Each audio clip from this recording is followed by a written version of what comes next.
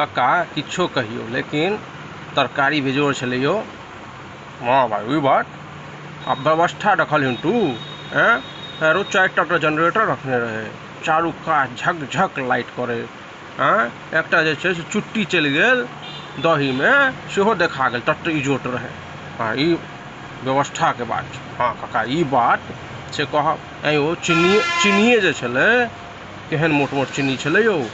एहनो चीनी होइ छै, हम तऽ सार जखन से देखलहुँ हन भुसहे चीनी देखै छलहुँ, एहन मोटका मोटका दाना सुपीरियर क्लास के छलै रे। जेहने लोक रहै छै तेहने ने अथी होइ छै। आब जब ही जे छै से 2 पैसा वाला ओकरा ओतऽ खाइ छै तऽ बुझबही। आ देखी पान जे देलकै हन से दुपट्टी पान लगेने रहे एकदम ढाक जे छै से बढ़िया से एकदम से, जेहन जर्दा लिअ, जेहन अथी लिअ, जेहन कट्ठा लिअ, खाली साथ सब दोसर में जब ही चून भरि देतौ, मुँह खेबही पान आ मुँह पूरा काटि के छाल छाल कर देतौ।